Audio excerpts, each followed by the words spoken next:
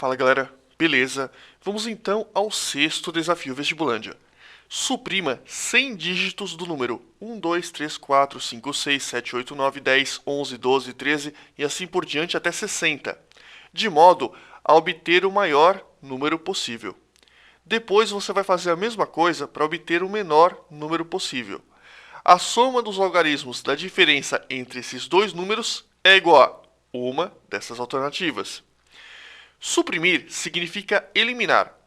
Dígito significa algarismo, então você vai eliminar 100 algarismos desse número.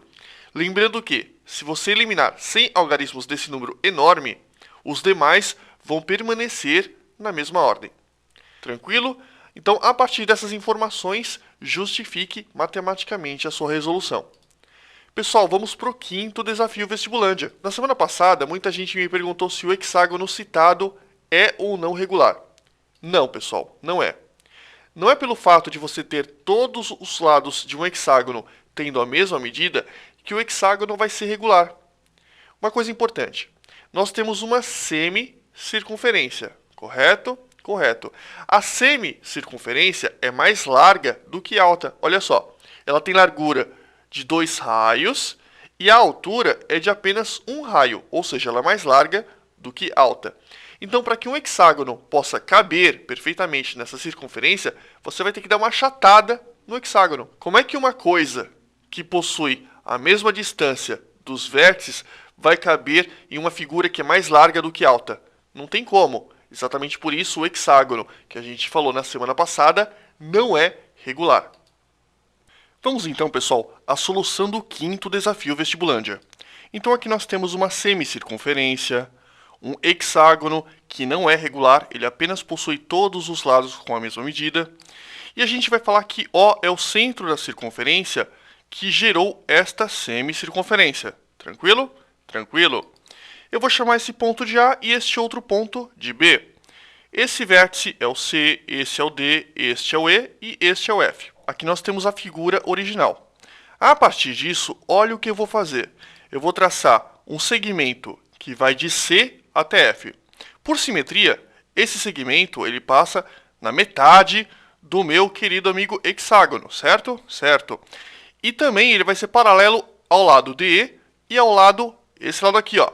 Então, este segmento é paralelo ao lado DE e paralelo a este lado por simetria. Então, nós temos 3 segmentos paralelos.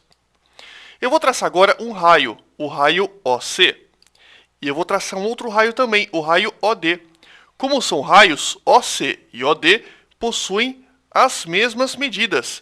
Conclusão, o triângulo OCD é isósceles de base CD. Esse pontinho aqui, ó, do cruzamento entre OD, o raio OD, e o segmento CF, eu vou chamar de ponto G.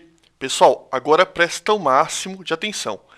Eu vou provar para vocês que os triângulos OCD e CDG são semelhantes. Primeiro, eu vou provar que o ângulo DCF e o ângulo DOC, ou seja, este ângulo e este, são congruentes. Vamos lá então.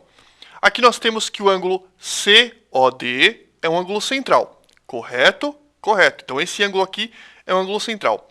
Como ele é um ângulo central, ele tem a mesma medida do arco CD, que é o arco que se corresponde com esse ângulo central. Tranquilo? Tranquilo, a gente já aprendeu isso. E agora presta o máximo de atenção neste ângulo, no ângulo DCF, este ângulo aqui. Eu quero que vocês notem que este ângulo, pessoal, este ângulo aqui é um ângulo inscrito na circunferência, certo? Inscrito aqui na semicircunferência. Pessoal, este ângulo inscrito, este ângulinho aqui, ó, o ângulo DCF, é um ângulo inscrito e ele se corresponde com o arco DEF, correto? Com esse arco aqui, ó. Correto? Correto. Como ele é um ângulo inscrito, ele vai ter a metade da medida desse arco.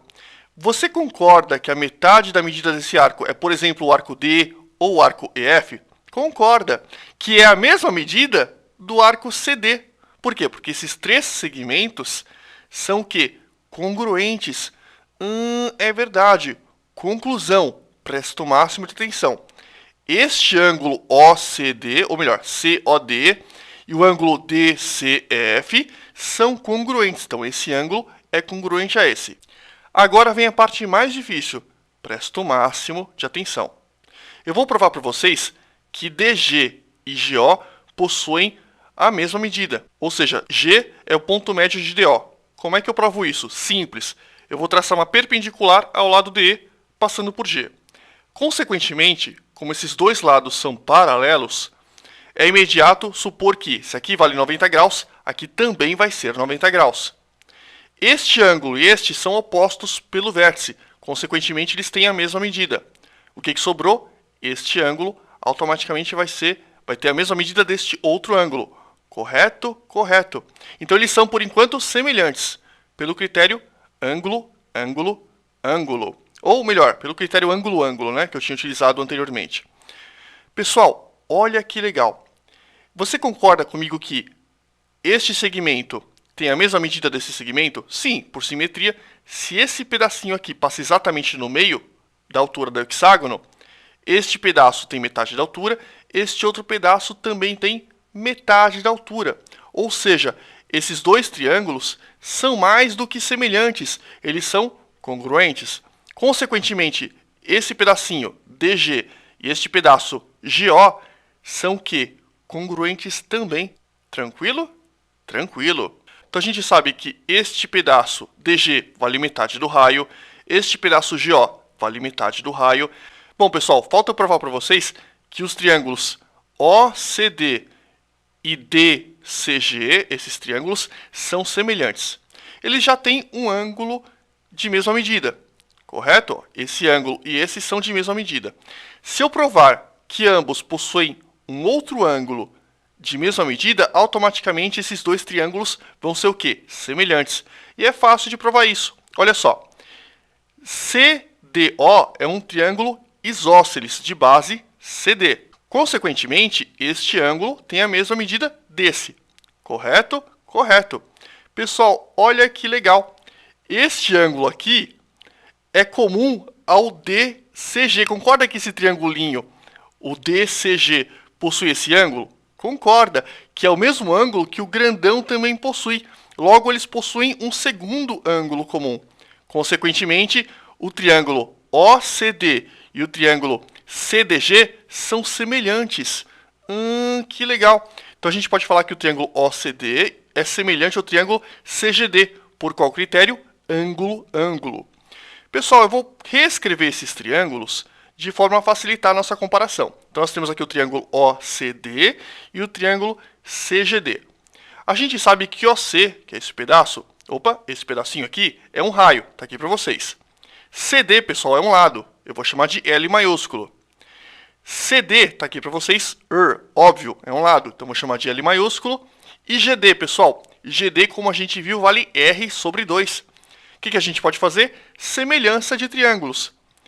A gente pode falar para vocês que R sobre L vale esse lado sobre R2. Mas, Nerk, quanto vale CG? Você não colocou. Pois é. Você concorda comigo que CGD é um triângulo isósceles de base R2? Concorda. Ou melhor, CGD é um triângulo isósceles de base GD. CGD é um triângulo isósceles e a base dele é GD. Consequentemente, se esse lado vale L, quanto vale esse lado? Vale L também. Por quê? Porque esse triângulo é isósceles. Aqui é a mesma coisa, né, pessoal? Se OC vale R, OD também vale R, porque esse triângulo aqui é isósceles. Como os dois triângulos são semelhantes, se esse cara é isósceles, obviamente, esse também é isósceles. Então a gente pode falar o seguinte, pessoal. Eu poderia dividir lado do grandão sobre lado do pequenininho é igual a outro lado do grandão sobre outro lado do pequenininho. Como eu também posso fazer assim, ó. Lado do grandão dividido por outro lado do próprio grandão é igual a lado do pequenininho dividido pelo lado correspondente do pequenininho. Foi o que eu fiz. Dá na mesma. Se você não gostou, você pode fazer. R sobre Lzão é igual a Lzão sobre R sobre 2. Dá o mesmo resultado. Não vai dar diferente o resultado por causa disso. Então vamos lá. R sobre L é igual a L sobre R sobre 2.